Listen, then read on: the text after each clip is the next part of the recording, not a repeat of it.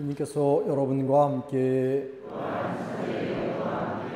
루카가 전한 거룩한 복음입니다.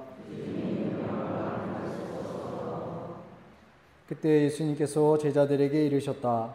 성경에 기록된 대로 그리스도는 고난을 겪고 사흘 만에 죽은 이들 가운데서 다시 살아나야 한다. 그리고 예루살렘에서부터 시작하여 죄의 용서를 위한 회개가 그의 이름으로 모든 민족들에게 선포되어야 한다. 너희는 이 일의 증인이다. 그리고 보라, 내 아버지께서 약속하신 분을 내가 너희에게 보내주겠다. 그러니 너희는 높은 데에서 오는 힘을 입을 때까지 예루살렘에 머물러 있어라. 예수님께서는 그들을 베타니아 근처까지 데리고 나가신 다음 손을 드시어 그들에게 강복하셨다. 이렇게 강복하시며 그들을 떠나 하늘로 올라가셨다. 그들은 예수님께 경배하고 나서 크게 기뻐하며 예루살렘으로 돌아갔다. 그리고 줄곧 성전에서 하느님을 찬미하며 지냈다. 주님의 말씀입니다.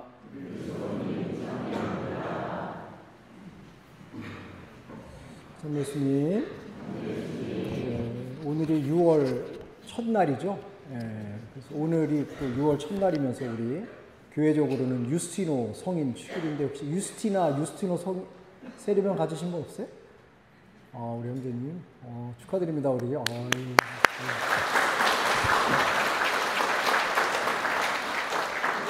어떻게 자매님도 유스티나에? 아직 딴 거로 바꿔요? 별로 안 친해진 않죠. 어쨌든 축하드립니다. 그리고 이제 6월 1일이 되니까 여러분들은 또 어떤 생각이 들어요? 올 한 해가 또 반이 지났다라는 섭섭한 마음도 있겠지만, 그래도 또 반을 이렇게 거서 새로운 마음으로 또 25년을 시작해야 되겠다라는 그런 또 긍정적인 마음을 가지면 되게 좋지 않을까 하는 그런 생각을 하게 되지요. 그래서 하여튼 우리가 어떤 마음을 갖고 살아가느냐에 따라서 세상이 또 달라지게 다르게 보일 수 있으니까 또 오늘부터 또 새로운 마음으로 또 한 해를 또 잘 보내시면 좋을 것 같습니다. 그 독일의 그 브레멘이라는 지방에 하는 성당에 가면 예수님 성모님 같은 상이 있는데 손이 없는 상이 하나가 있대요. 그래서 왜 손이 없는가 이렇게 얘기를 들어보니까, 그러니까 2차 세계대전 때 독일이 이제 공격을 하기도 하고 당하기도 하는 여정에서 폭격으로 인해서 예수님 상이 부서졌다고 하더라고요. 그래가지고 예수님 상이 부서지니까 또 신심 깊은 독일 신자들이 그래도 이거 버릴 수 없잖아. 다시 맞춰보자 해가지고 이렇게 부서진 조각들을 이렇게 맞춰가지고 복원을 시켜서 예수님 상을 만들었는데, 다른 부분 머리서부터 발까지는 다 이렇게 대충 만들어졌는데 이 손 있는 부분은 워낙 그 조각으로 많이 부서져가지고 그 손은 다시 접합을 할 수가 없었대요. 그래가지고 예수님 상이 있는데 손만 없는 그런 상이라고 하더라고요. 그래가지고 그 독일 신자들이 손만 없으니까 좀 아쉽잖아요. 그래가지고 그 밑에다 이렇게 상에 대한 이름을 붙여놨는데 그 내용이 뭐냐면 나는 너의 손이다 라는 구절이 있대요. 나는 너의 손이다. 그러니까 손이 없는 예수님을 떠올리면서 우리가 예수님의 손의 역할을 수행해야 되지 않나, 이런 그 깊은 신학적인 그 성찰의 결과로 나왔다는 거죠. 그래서 예수님의 손은 없지만 우리가 예수님의 손을 대신해서 예수님이 행하셨던 그런 아름다운 일들을 해야 되겠다라는 그런 의미로서 그런 명패를 이렇게 붙였다고 합니다. 오늘 우리가 예수님께서 하늘로 오르신 주님 승천 대축일 이렇게 미사를 봉헌하고 있죠. 그래서 방금 일독서하고 복음에서 나왔던 것처럼 예수님이 제자들 앞에서 하늘로 승천하시게 되는 내용이 나오게 됩니다. 하지만 오늘날 21세기를 살아가고 있는 우리들에게 예수님이 하늘로 승천하셨다라는 것은 조금 이렇게 이해하기 어려운 거죠. 왜냐하면 달나라 가보니까 아무도 없다는 그런 얘기가 있는 것처럼 예수님이 하늘로 올라가셨다고 하면은 하늘에 아무것도 없는데 어디 계실까 이런 생각이 들고, 어쨌든 과학적인 측면에서 이야기를 한다면 별로 이렇게 의미 없는 이야기로 이렇게 다가올 수도 있습니다.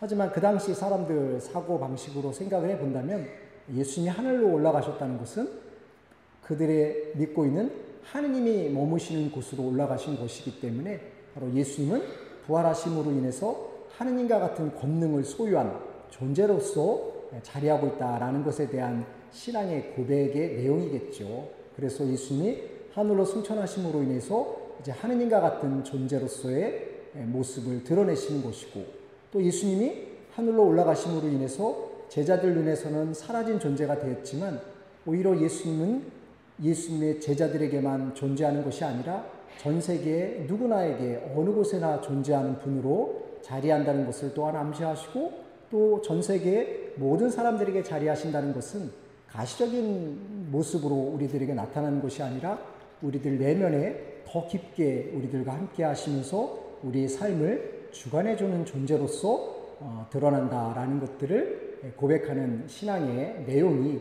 바로 주님 승천을 의미하는 것이 아닌가 하는 생각을 합니다. 그래서 예수님께서는 하늘로 올라가시면서 제자들에게 말씀하시죠. 죄의 용서를 위한 회개를 만방에 가서 알려주어라. 너희들 이것의 증인이다 라는 이야기를 합니다. 그래서 이제 예수님이 십자가 못 박혀 돌아가셨지만 부활하심으로 인해서 예수님의 부활을 믿고 따르기 위해서는 우리가 회개하고 주님께 용서를 청하는 마음을 살아간다면 우리들 역시 하늘나라로 승천하는 것 같은 하느님의 자비하심에 초대받는 존재로서 변화될 수 있다는 것을 사람들에게 선포하라고 이야기를 하고 있습니다. 그래서 예수님은 그러한 사실에 대한 증인으로서의 삶을 살아가게 되는 것이고, 우리 역시 예수님의 부활을 믿고 있기 때문에 예수님의 열대의 제자와 같은 생각과 의식과 의지를 갖고 세상을 살아갈 때 예수님은 예수님의 승천이 우리들에게 진정한 의미를 제공하는 것이 아닌가 하는 생각을 합니다. 아마도 예수님의 제자들이 만방에 가서 복음을 전한다는 것은 결코 쉬운 일은 아니었을 것입니다. 인간적인 나약함과 두려움이 있었지만 예수님 부활에 대한 기쁨이 더 컸기 때문에 그들은 인간적인 두려움보다는 주님께서 바로 내 안에 머물러 계시고 나의 삶을 이끌어 가신다는 것에 대한 확신이 더 강력했기 때문에 의연하게 복음을 전하러 나간 것이 아닌가 하는 생각을 합니다.